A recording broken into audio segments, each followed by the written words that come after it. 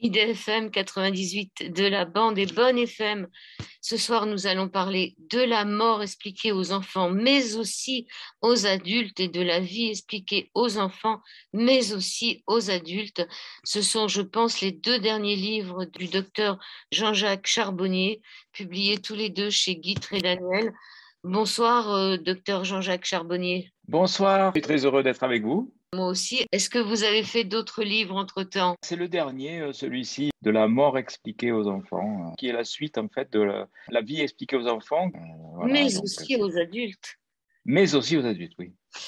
Alors justement, on va commencer par la mort expliquée aux enfants, mais aussi aux adultes. Vous avez une préface d'Olivier Chambon qui Ouais. fait que Jean-Jacques Charbonnier a encore frappé. Cette formule lapidaire peut sembler familière, mais elle est tellement vraie. Vous avez encore frappé là avec vos deux derniers livres, c'est-à-dire que vous essayez depuis des années. On rappelle que vous êtes médecin anesthésiste. Vous l'êtes toujours? Oui, je suis médecin anesthésiste réanimateur. Je suis toujours et je le serai toujours, mais là, j'ai quitté ce métier pour faire autre chose et pour me consacrer à des ateliers d'hypnose. Oui. Ou c'est un peu contesté, j'ai vu sur le net. Vous aviez eu quelques problèmes aussi avec cette chose-là, mais on n'en parlera pas, puisque ce qui nous intéresse ce soir, c'est les deux derniers livres. Donc, La vie expliquée aux enfants, elle est parue avant. Qui a fait l'objet d'une publication, puisqu'il est traduit dans 3 pays. Par contre, il y a la version illustrée, qui a été illustrée par Benoît Flamec. C'est la suite logique, donc la vie expliquée aux enfants, parce que j'étais un petit peu resté sur ma faim, parce que j'avais envie de dire d'autres choses aux enfants, et puis il fallait que je leur explique un petit peu la façon de se comporter dans la vie, les pièges à éviter, etc. Et là, il fallait que je fasse carrément un autre livre, quoi. Voilà. C'est pour ça Alors, que j'ai voulu écrire ce livre. alors justement, sur La vie expliquée aux enfants que j'ai lu en premier, j'étais un peu déçue parce que je trouvais qu'il n'y avait pas assez d'illustrations. Mais Oui, dans La mort expliquée aux enfants, il y a beaucoup d'illustrations. C'est peut-être ce qu'on peut reprocher à l'autre, La vie expliquée aux enfants. Mais dans La mort expliquée aux enfants, vous dites qu'il y avait une couverture qui devait avoir lieu au départ avec un oiseau mort dans la main d'un enfant et que vous vous êtes ouais. dessiné. Racontez-nous ça un peu. Ah ouais, ça a été tout à fait intuitif, on va dire, plus que automatique. C'était pas l'écriture automatique, mais presque. Enfin, c'était bizarre. Mon éditeur, donc, parce qu'avant de produire la version illustrée brillamment par Benoît Flamec, 2 ans après la première édition, où il y avait la version simple avec le texte, comme est maintenant La vie expliquée aux enfants. Il y avait une couverture, une première proposition de couverture des éditions qui était un oiseau mort. C'était très joli hein, d'un point de vue graphique, sur une main d'enfant. Et là, je me suis dit, là, celui qui a illustré ça, il a rien compris au livre, quoi, parce que c'est pas du tout. C'était très beau, c'est vrai, ils étaient tous contents parce que c'était très joli, mais c'était pas du tout ce que je voulais faire. Et là, je me suis mis en fait à mon bureau qui exceptionnellement avait été rangé. Alors là, ça c'est déjà paranormal parce que mon bureau, personne n'ose rentrer tellement c'est le foutoir. Et on avait classé en fait tous les documents par ordre de taille. Donc ce qui fait que je me reconnaissais plus du tout dans ce bureau. Les petits livres, les piles de papier petits avec les piles de papier petits, etc., etc. Et donc bref par taille. Et puis il y avait sur le bureau un cahier d'écolier, alors je ne sais pas d'où il sort, et puis aussi il y avait des crayons de couleur, et puis 2 pins. Et je ne sais pas pourquoi, je me suis mis à dessiner le dessin de la couverture, en fait, mais de façon très naturelle, avec les 2 pins posés, les smileys posés à l'endroit où sont donc figurés les personnages rieurs qui donnent toute la gaieté, la légèreté à cette couverture. Et puis j'ai dit, mais bon, ça, mais c'est vrai, c'est ça. Et j'ai entendu dans ma tête, voilà la couverture de ton livre, comme si on me l'avait envoyé, quoi. Ça paraît incroyable, mais c'est pourtant comme ça que ça s'est passé. Donc tout de suite, j'ai photographié ce dessin. Et je l'ai envoyé à Guy Daniel. Je lui ai dit, voilà comment ça s'est passé. Je lui ai expliqué les choses. Et il m'a dit, ben d'accord, on prend cette couverture, on supprime l'autre et voilà, ça sera ce livre. Et comme quoi, hein, c'est bizarre.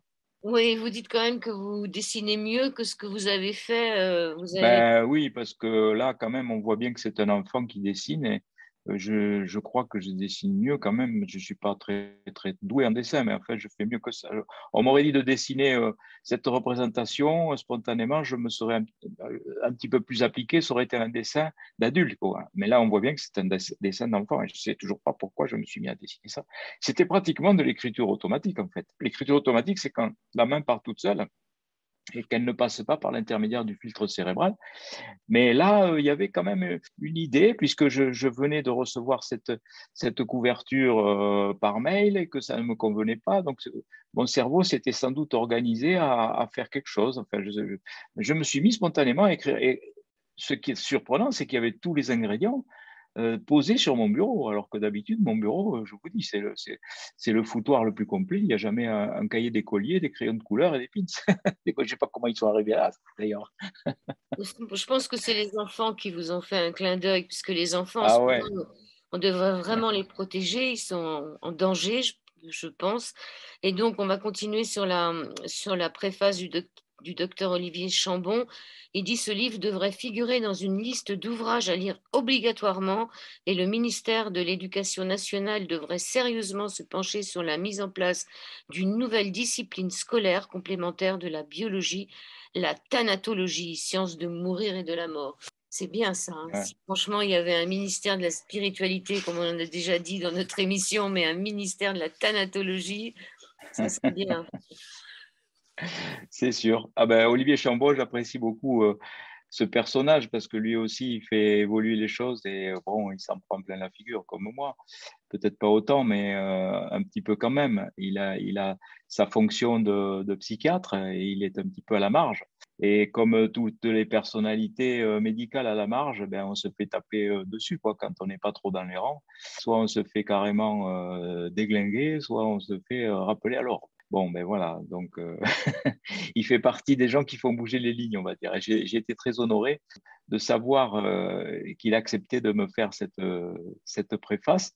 Alors, chose rigolote, c'est que de façon simultanée, il a dit, mais au moment où tu allais m'appeler, j'allais t'appeler, figure-toi, parce que moi aussi, j'ai sorti un livre sur les enfants pour leur expliquer la mort un petit peu différemment. Et je voudrais que tu m'écrives la préface. Donc, il a sorti son livre pratiquement en même temps que moi, mais sans concertation, hein, et je lui ai préfacé son livre aussi.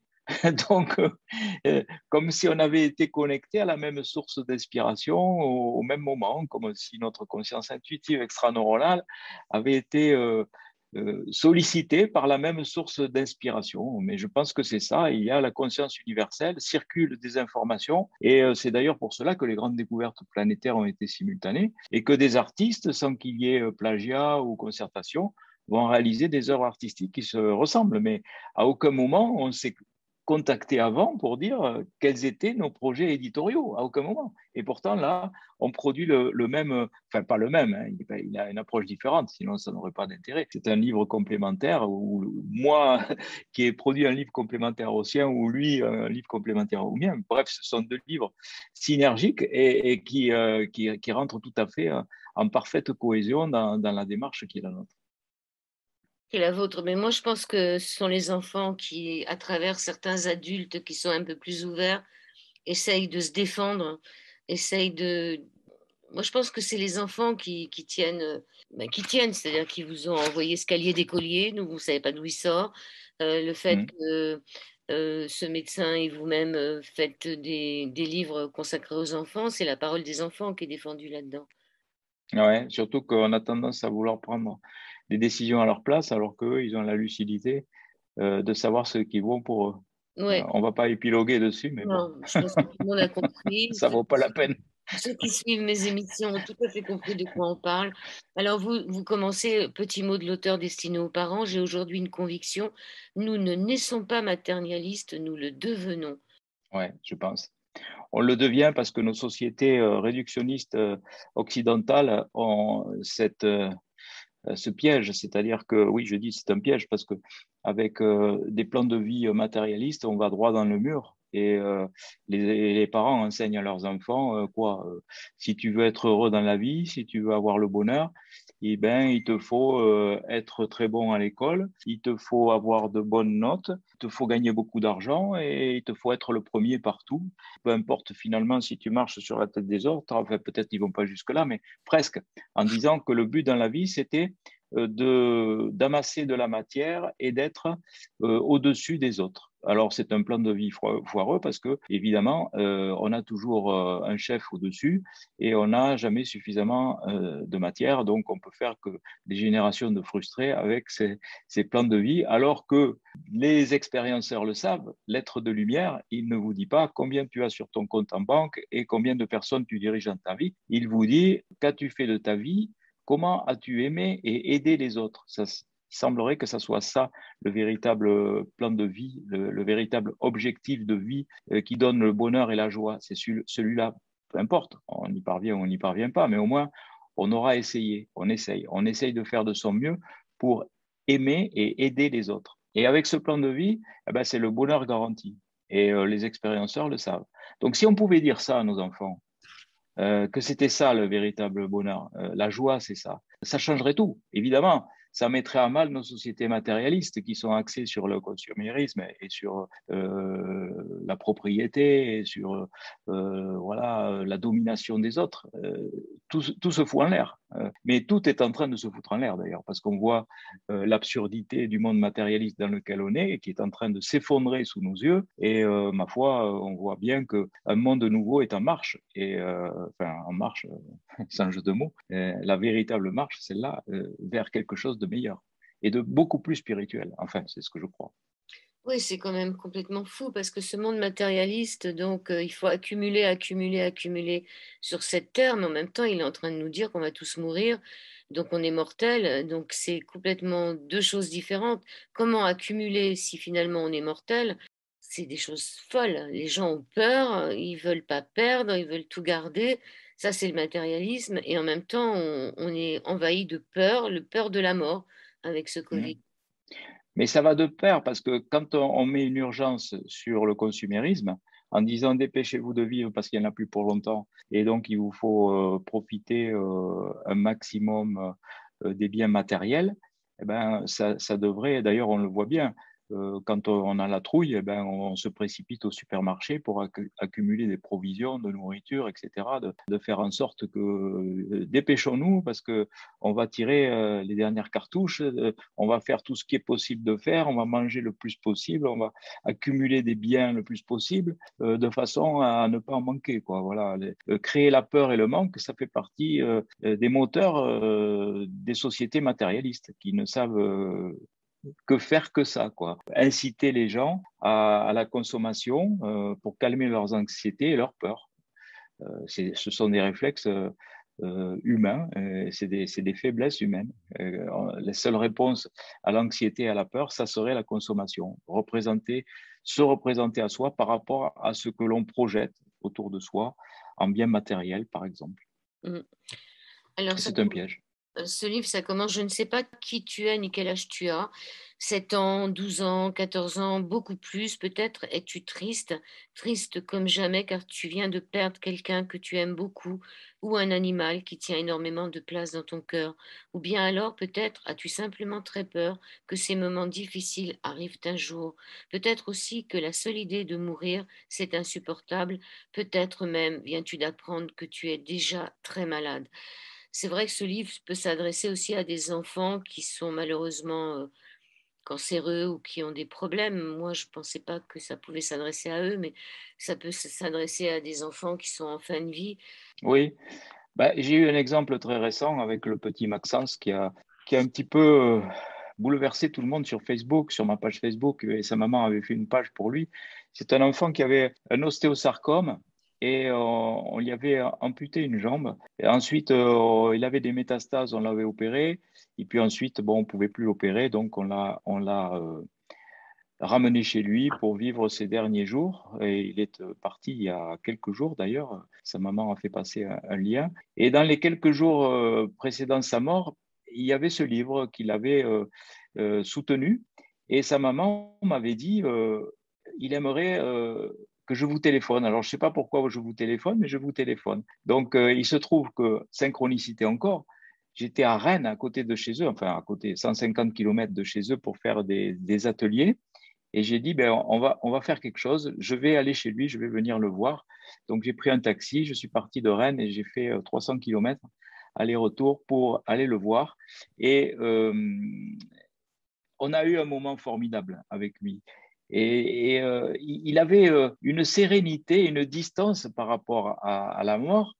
Ma foi, si j'ai pu lui apporter un tout petit peu d'espérance et un tout petit peu de soutien par ce livre, eh ben voilà, je dirais, c'est ce que ce livre aura au moins servi à ça, quoi. Et on pense, en écrivant ce genre de livre, on pense bien sûr aux enfants qui sont angoissés par la mort, mais parce qu'il y a urgence et que la mort est proche peut-être. Donc, il y a beaucoup d'enfants qui savent qu'ils vont passer de l'autre côté.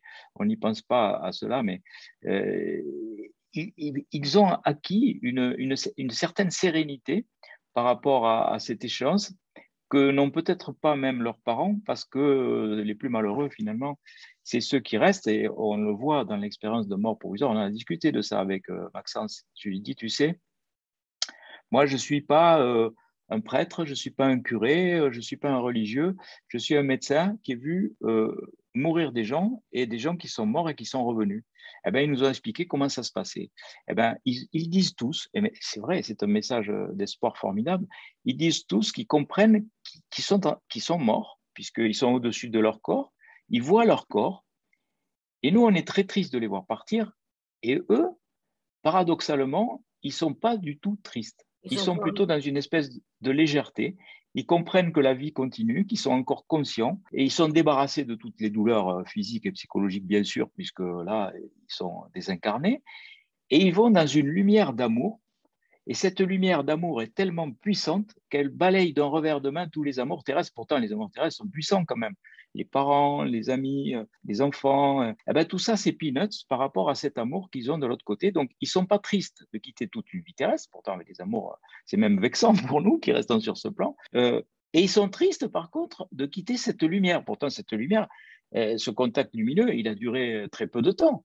Comment peut-on être nostalgique de quitter un instant qui a duré quelques secondes pour revenir ensuite dans son corps avec une tristesse de revenir sur Terre et avec débarrassé de toute angoisse au moment où on part, avec une dissociation complète du temps. Comment est-on capable de revoir toute sa vie en accéléré, par exemple? On voit bien qu'il y a une dissociation du temps.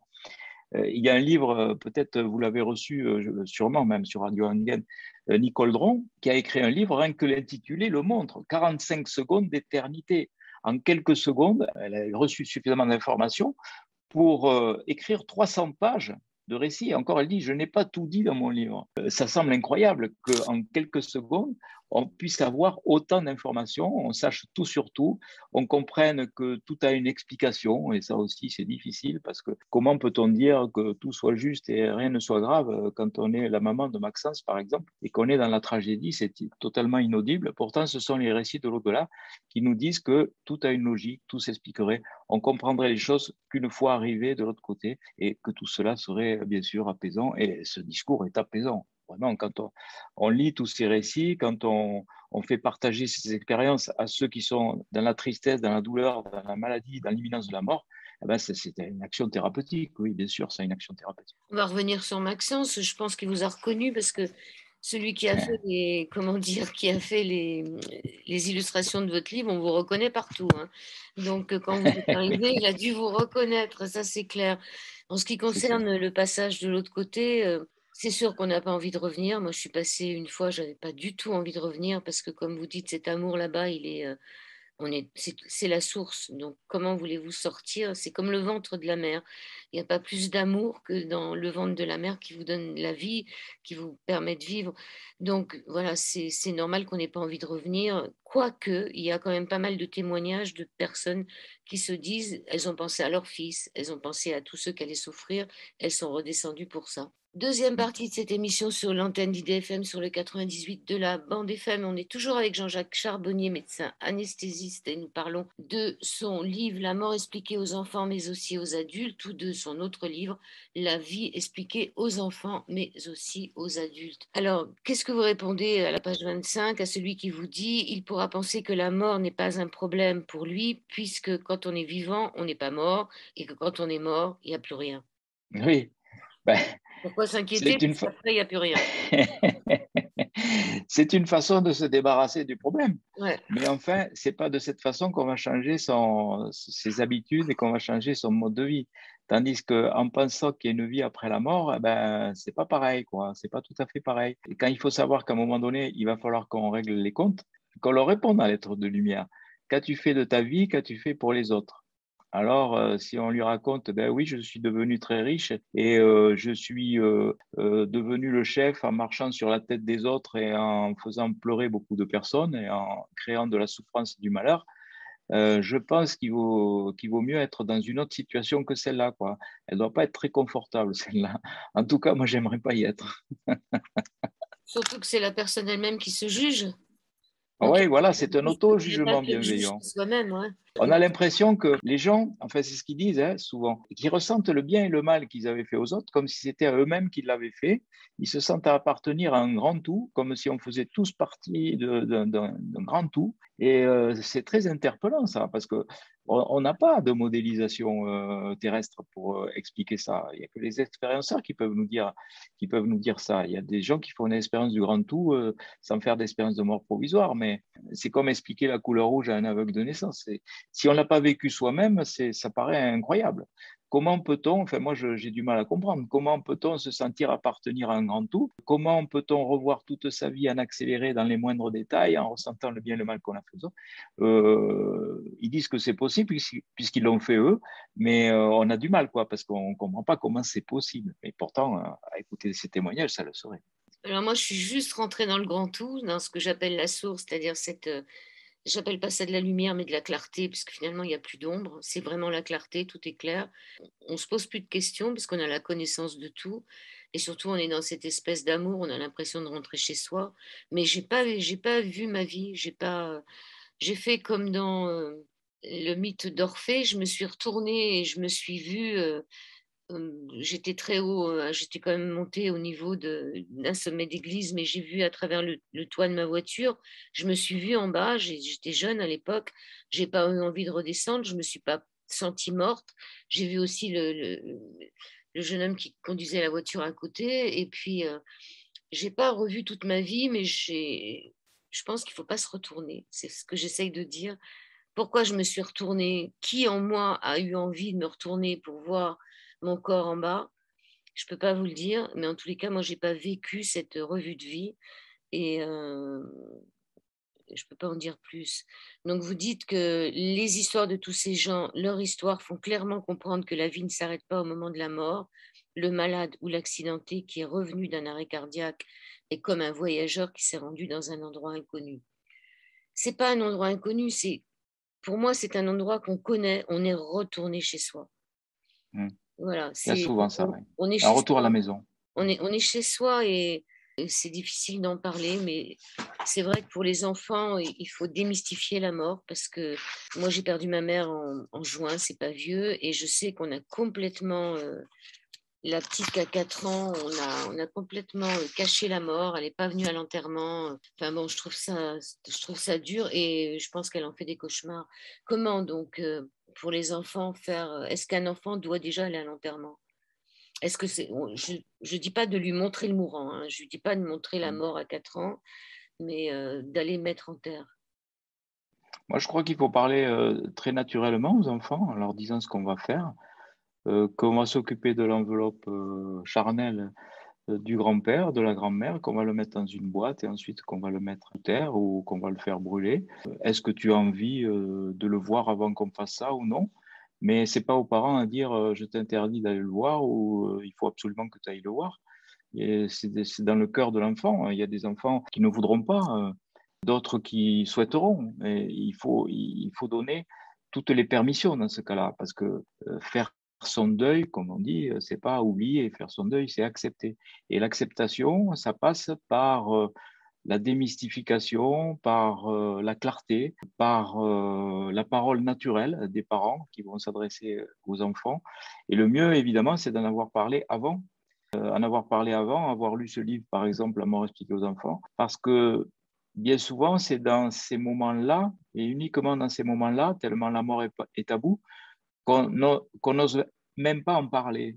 J'allais dire, c'est dans ces moments-là qu'on en parle. Non, c'est dans ces moments-là qu'on n'ose même pas en parler. Tout le monde s'enfuit. Moi, je sais que les réponses qu'on m'avait données à l'époque étaient très, très mauvaises parce que ma grand-mère, par exemple, le 1er novembre, on me la faisait visiter dans un cimetière et on m'expliquait qu'elle était sous terre. Alors je disais, mais comment vous m'avez raconté des blagues? Alors vous me dites qu'elle est au ciel et maintenant vous me dites qu'elle est sous terre. Et elle me disait, non, non, elle est encore sous terre et elle attend le moment du jugement dernier pour être jugée. Alors je disais, mais c'est quoi le jugement dernier? Eh ben, c'est le jugement dernier. Il faut attendre que tout le monde soit mort. Et là, elle sera jugée pour savoir si elle va au ciel ou au paradis. Et c'était terrifiant pour moi parce que j'avais même la trouille de m'endormir dans le noir parce que je me disais, mais qu'est-ce qu'elle doit faire? Elle doit s'emmerder dans la boîte, là, sous terre.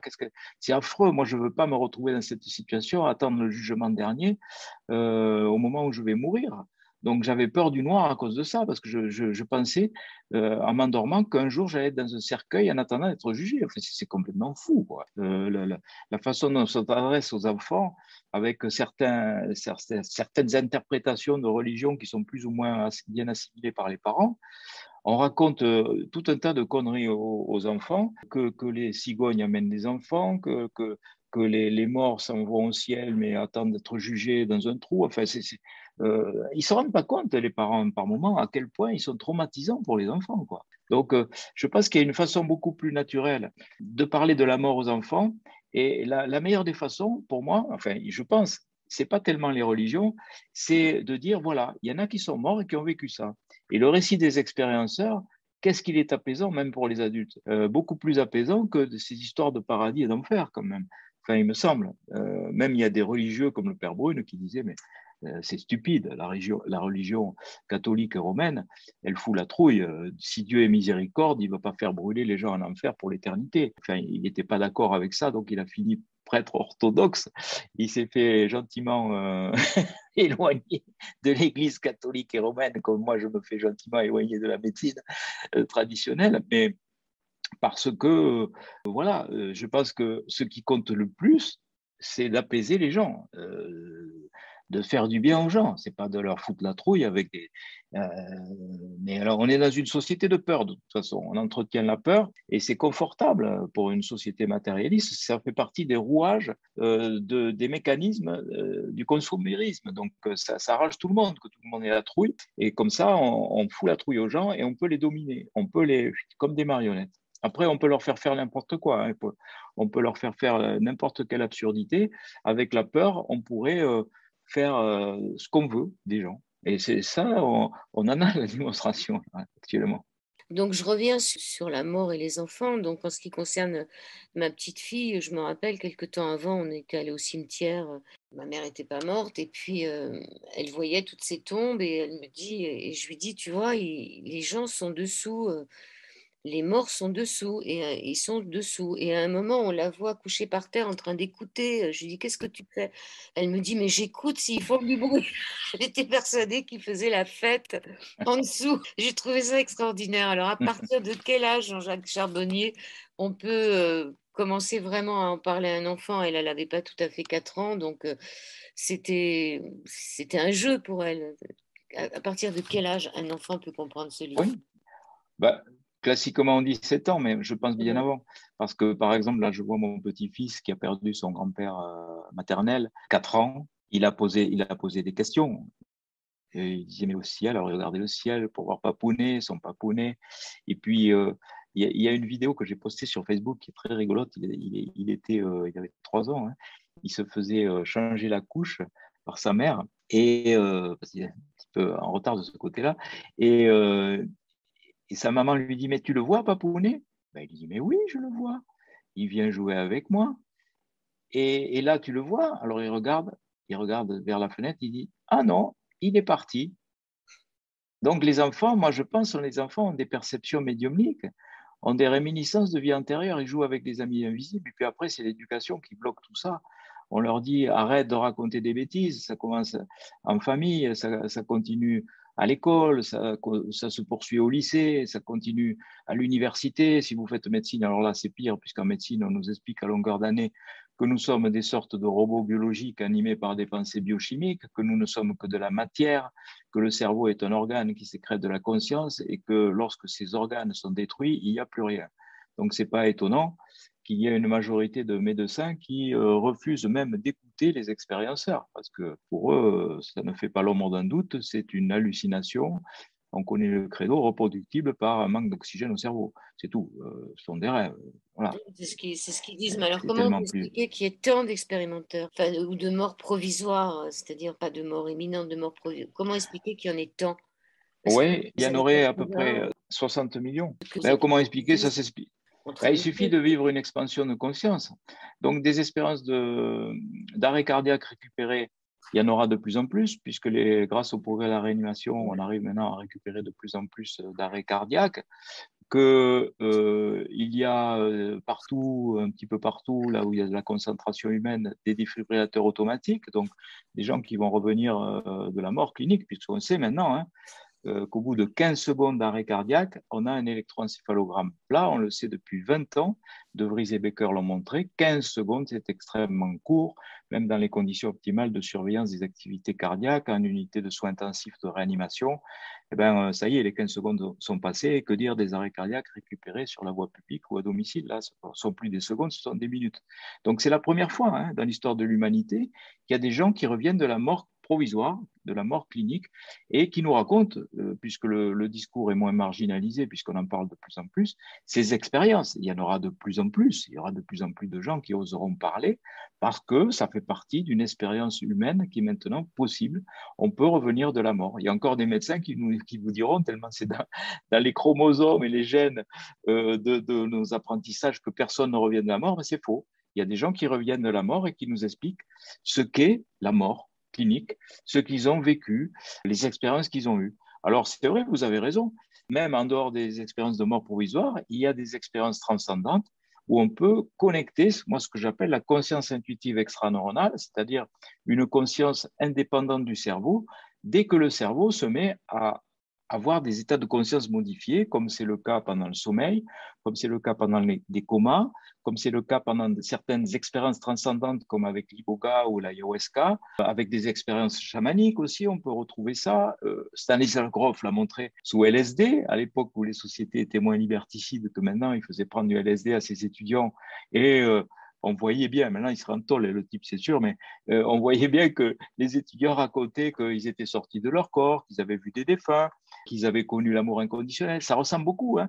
On a en nous cette possibilité de nous déconnecter de ce que j'appelle moi la conscience analytique cérébrale pour aller en expansion de conscience avec donc, comme vous dites, comme vous avez vécu, l'omniscience, possibilité de se connecter au futur, au passé, perception rétrocognitive, précognitive, des flashs de voyance, des possibilités télépathiques. Enfin bref, toutes les possibilités médiumniques, les phénomènes de remote viewing aussi, avoir la possibilité de voir ce qui se passe à distance de son corps physique. Et c'est ce qui interpelle le plus les scientifiques rationalistes. Comment une personne en arrêt cardiaque est-elle capable de décrire comme un médium des scènes qui se déroulent à distance proches, quelquefois, leur propre réanimation, ou même à très grande distance de leur corps physique. Il semblerait qu'il suffise de penser à une personne qu'on aime pour, hop, immédiatement se trouver à ses côtés, quel que soit l'éloignement géographique. Et ça, on ne le retrouve pas lorsque le cerveau fonctionne normalement, ou en tout cas chez les gens qui ne sont pas réputés médiums. Il y a des médiums qui le font, comme Nicolas Fraisse, le centre Isnoé à Genève. Si tu as étudié ça, on l'a vu aussi pendant la guerre froide aux États-Unis, il y avait des médiums qui étaient employés pour localiser des bases militaires russes. Donc, on a en nous toutes ces possibilités médiumniques. En s'entraînant un peu, on peut y arriver. dans les ateliers que je propose, c'est un entraînement à ça. Donc, il y a d'autres approches. Mais on a tous en nous des capacités médiumniques. C'est comme si on fait du bowling. Vous amenez quelqu'un faire du bowling la première fois, il y en a qui vont faire des strikes et d'autres des rigoles. Et puis, avec l'entraînement, il y en a quelques-uns qui vont arriver à décaniller quelques quilles au bout du compte. Mais on est tous pareils. On a des activités et des possibilités humaines qui sont différentes en fonction des individus. Oui, c'est comme moi, je voyais à travers le toit de la voiture qui n'était pas un toit ouvrant, la matière n'existe plus. Mais qui Mm. pense, c'est-à-dire qui est en nous pour penser, se retrouver, comme vous le dites, à l'autre bout de la planète parce qu'on pense à quelqu'un? La grande question que je me pose des années après, c'est qui pense encore en nous? Bon, je suis persuadée que le cerveau, c'est pas lui qui a la conscience, mais qu'est-ce qui fait que d'un seul coup, on va penser à quelqu'un et comme vous le dites, on va se retrouver de l'autre côté de la planète ou à un endroit différent pour regarder sous la table d'opération le numéro de la table, comme c'est arrivé, ou savoir ce qu'il À y a Jean dans la Morcel. tête des gens qui sont en train de vous opérer, ou voir qu'à l'infirmière, il manque un bouton, je ne sais pas. Donc, qui pense en nous? Qu'est-ce qui fait qu'une fois qu'on n'est plus dans son corps physique, qu'on est là-haut, qu'on est bien, qu'on est dans un endroit merveilleux, ou pourquoi on est encore en train de penser? Vous n'avez pas la réponse. Même, enfin, je crois savoir que dès qu'on est relié au cœur, à son émotion, dès qu'on est dans l'intuition, dans tout ce qui est du domaine, oui, fragile, le côté intuitif, le côté naturel, le côté du cœur, le chakra du cœur notamment. Dès qu'on est dans cette véritable énergie-là, on est soi-même. On est le véritable soi. Moi, je pense, hein, c'est ce qui rapproche le plus les expérienceurs, c'est cet amour inconditionnel qui est rencontré dans la lumière, qu'on essaye d'approcher un tout petit peu quand on est dans des états modifiés de conscience. Mais je sais qu'on l'atteindra qu'une fois de l'autre côté. Et c'est là où on se sent appartenir au grand tout. On se sentirait, je dis au conditionnel, appartenir au grand tout. Donc c'est assez indicible, on ne peut pas savoir. Après, est-ce que c'est important de le savoir? Je ne sais pas. Ben, j'ai peut-être la réponse dans votre livre, puisque vous parlez de Ah, l'esprit, parce que l'esprit adore rire, il a de l'humour. On dit d'ailleurs des gens qui ont de l'humour, qu'ils ont de l'esprit. Moi, je pense que finalement, on est dans l'esprit, c'est-à-dire, je pense que c'est ça la réponse. Parce que là-haut, on n'est pas dans la tristesse, on n'est pas dans le rire non plus, mais je veux dire, on est dans un espèce de béatitude. Je pense que c'est l'esprit. C'est qu'on a retrouvé l'esprit avec un grand E. On parle de la conscience, mais comme disaient les Indiens, le grand esprit, les Amérindiens. Je pense qu'il y a ce côté, c'est à réfléchir. Hein. Je veux dire, réfléchissez, moi, je n'ai pas les réponses, mais je pense que le livre s'ouvre à cette non, mais page. c'est vrai, vous avez raison. Ouais. Ça fait partie des messages récurrents de l'au-delà. Je vois que quand mes participants sont sous hypnose, qui sont en état de conscience modifié, qu'il y a cette suggestion de voyage initiatique qui est faite, qui ont des contacts avec des défunts, eh ben, ils nous disent tous la même chose. Mais soyez plus légers, prenez la vie beaucoup plus à la légère, soyez moins dans la tragédie, débarrassez-vous de vos peurs, faites des expériences. Vous êtes là pour faire des expériences, n'ayez pas peur. Et cette fameuse phrase qui, moi, me semble inaudible, rien n'est grave et tout est juste. Mais il semblerait que quand on est de l'autre côté, tout s'éclaire, parce que même les choses les pires ont une signification, nous aident à progresser sur le plan spirituel, enfin, etc. Je ne sais pas trop quelle est la logique des choses. Mais en tout cas, d'après eux, on se prendrait trop au sérieux et on ne s'amuserait pas suffisamment. Alors, s'amuser, ça ne veut pas dire jouer au casino. Hein. S'amuser, ça veut dire donner beaucoup de légèreté à nos épreuves, donner plus de légèreté à nos épreuves, même les épreuves, la maladie, tout ça, ce serait, la vie serait un grand terrain de jeu en fait, où on serait là pour faire des expériences et ces expériences nous aideraient à évoluer, nous rendraient service à évoluer sur le plan spirituel. Voilà ce qu'ils nous disent et de se débarrasser de nos angoisses. La vie n'est pas une tragédie, elle doit être prise comme de la joie, même dans les conditions les pires, même dans les conditions de maladie. Voilà. On doit trouver en nous, dans notre cœur, la joie résiduelle qui nous permet de continuer à vivre. Avoir de l'esprit. Comme, Avoir de l'esprit, être spirituel, c'est ouais, ça. voilà, parce qu'avoir Ah, de et celui-là, il était spirituel. voilà, on dit que tous les maîtres ascensionnés, que tous les maîtres, enfin que tout le monde. tous ceux qui sont un peu sortis de tout ce magma dans lequel on vit sont des gens qui rient et qui sont joyeux. Alors, vous écrivez à la page 60, en ce qui concerne les scientifiques, ils prétendaient, entre autres choses fausses, que la Terre était plate ou cylindrique, que le sang devait être enlevé du corps pour être fortifié.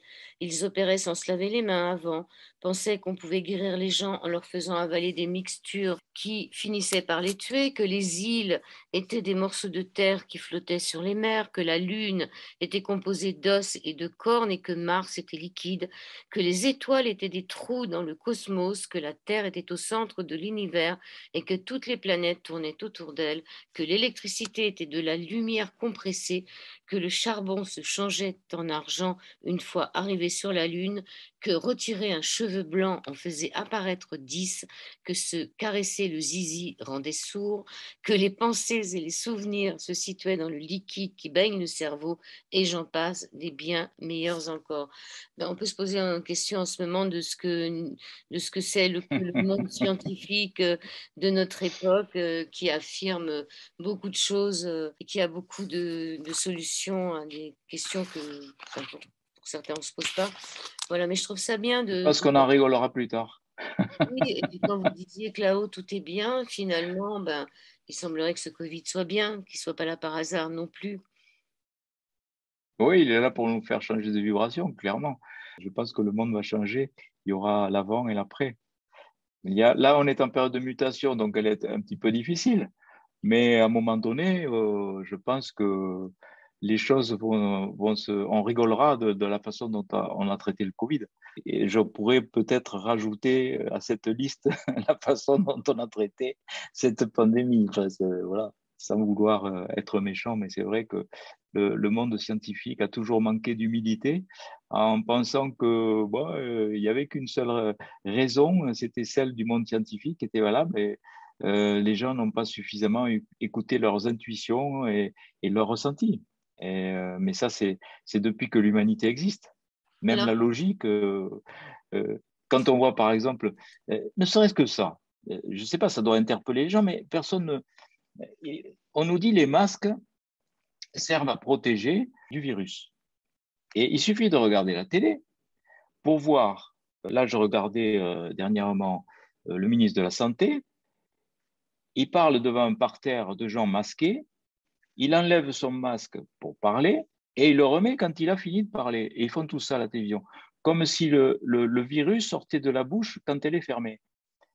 Mais il y a tout un tas de, même en pensant que le masque protège, etc., c'est quand même fou, quoi. Et personne ne dit rien, ça paraît normal à tout le monde. ce qu'on voit aussi, C'est... qui est complètement fou, là, c'est bien ce que vous venez de dire, ça me fait rire, mais on le voit aussi, ce même Eh ministre, oui, dans des cérémonies où ils sont tous là sans masque, et par contre, tout le petit personnel est masqué pour leur servir des petits fours et tout ça. oui. Tout ça, inadmissible. Inadmissible, tous ces esclaves là, masqués qui viennent servir les grands. Bon, on va pas en dire plus sur eux. J'aimerais bien qu'on fasse un prélèvement sur les masques, un prélèvement bactériologique sur les masques. Je pense que là, on aurait des surprises. Parce qu'il y a des gens qui les mettent au rétroviseur, qui suspendent derrière les vitres au soleil, qui les remettent. Il y en a qui en changent tous les mois. Enfin, c'est des enfants. Troisième et dernière partie avec le docteur Jean-Jacques Charbonnier sur l'antenne d'IDFM sur le 98 de la bande FM sur toute la planète Terre. On parle toujours de la mort en cette période de Noël. On fait donc une émission vraiment destinée aux enfants. On leur donne la parole, puisqu'il semblerait que ce livre, La mort expliquée aux enfants, a été un peu aussi capté par Jean-Jacques Charbonnier, par un enfant qui serait peut-être plus de ce monde. On est d'accord, Jean-Jacques? Oui, je pense que ça a été guidé. De toute façon, je serais bien présomptueux de dire que ce sont mes petits neurones qui ont écrit tout ça. Je pense que les écrivains, les articles sont des canaux. L'inspiration, elle arrive bien de quelque part. Ouais, je suis d'accord avec ça. Et puisque vous parlez des enfants, il y a, dans un de vos derniers livres, vous aviez parlé de deux jumeaux dans le ventre de leur mère qui se racontent une petite histoire. Et ça a été dit par Jeanne Ayache, de ne pas la connaître peut-être cette femme, donc dans une conférence. J'ai récupéré le son et je le mettrai en fin d'émission, ces deux jumeaux qui parlent entre eux. de la vie. C'est la conclusion de mon livre. C'est moi qui l'ai écrit. Enfin, c'est pas moi qui l'ai écrit, j'ai été Non, mais inspiré, quoi. Et j'ai aussi imaginé une autre histoire, fin de la vie expliquée aux enfants pour expliquer le pardon, de la même façon. En fait, c'est les deux âmes qui se rejoignent dans l'au-delà.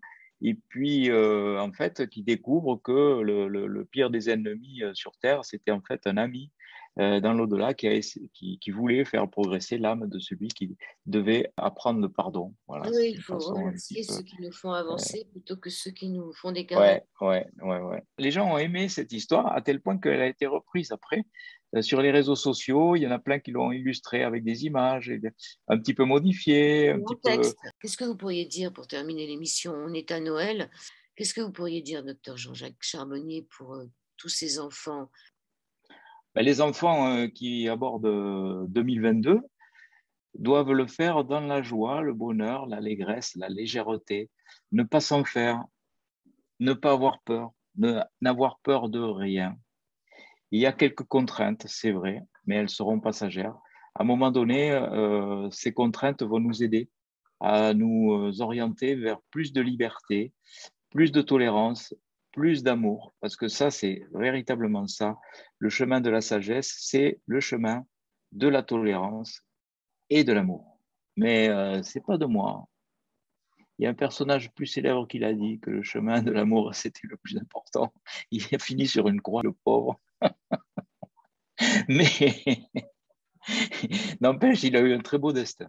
Donc, gardez confiance, n'ayez pas peur, soyez dans la joie, riez et soyez dans le partage, la tolérance et l'amour. Voilà ce que j'aurais à dire aux enfants pour 2022 et à leur souhaiter. Je vous remercie, docteur D'accord. Jean-Jacques Charbonnier. Je rappelle le titre Merci beaucoup.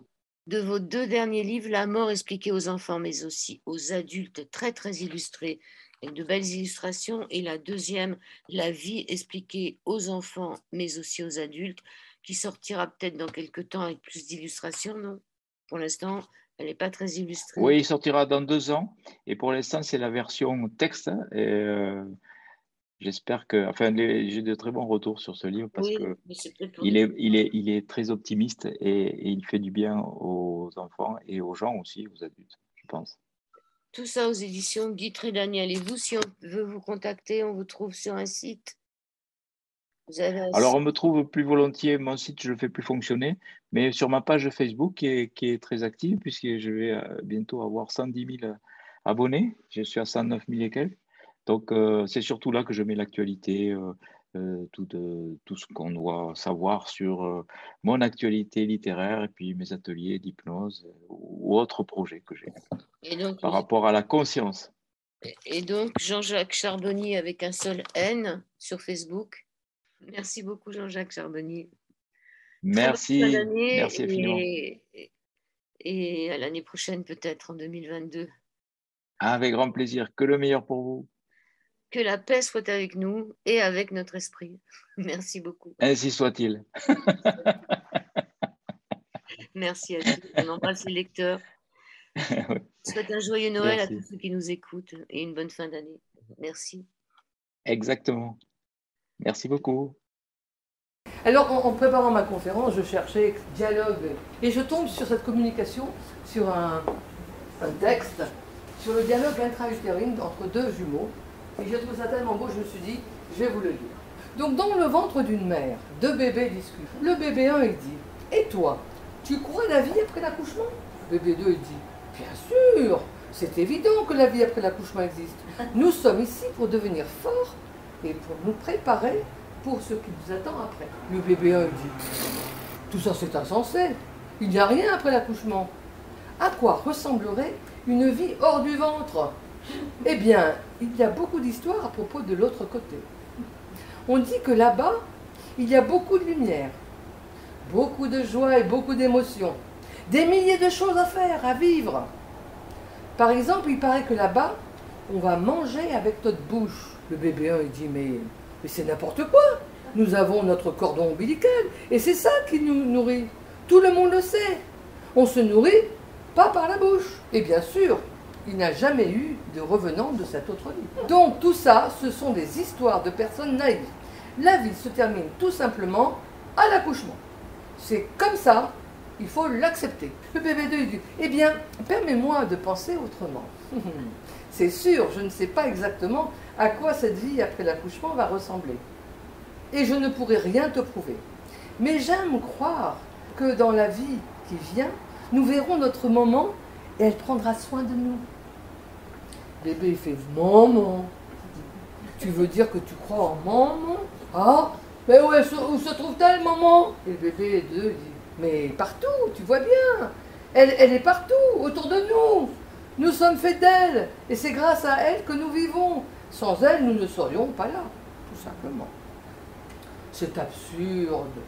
Je n'ai jamais vu aucune maman, donc c'est évident qu'elle n'existe pas. Je ne suis pas d'accord avec toi. Ça, c'est ton point de vue. Car, parfois, lorsque tout devient calme, on peut entendre quand elle chante. On peut sentir quand elle caresse notre monde. Je suis certain que notre vraie vie va commencer après l'accouchement. C'est beau comme...